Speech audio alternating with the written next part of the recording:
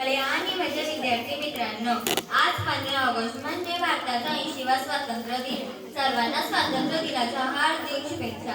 स्वतः कोणतेही शस्त्र नसताना जीवाची पर्वा न करता अतिरेकी अजमल कसाबला जिवंत पकडणारे बहादूर पोलीस म्हणजे शहीद तुकाराम मुंबळे होत.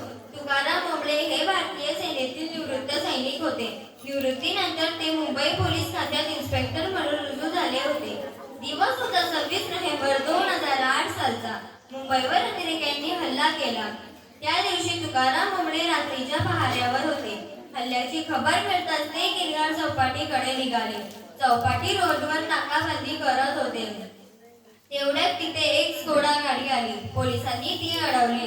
गाडीच्या अतिरेक्यांनी गोळीबार केला. पोलिसांनीही गोळीबार केला. तुकाराम मुंबळेंनी जीवाची पर्वा न करता अतिरेकी अजमल कसाबच्या अंगावर झडप टाकली. त्यांच्या शरीरात एकूण 20 गोळ्या शिरल्या.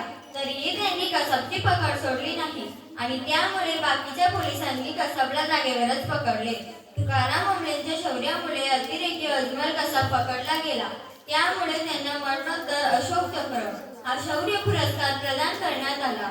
तुकाराम मुंबळे यांच्याविषयी मी एवढेच म्हणेन, पकडण्यासाठी कसाबला केले छातीचे जाळे, पकडण्यासाठी कसाबला केले छातीचे जाळे. शौर्याचा अवतार होते शहीद तुकाराम मुंबळे. शौर्याचा अवतार होते शहीद तुकाराम मुंबळे. जय हिंद.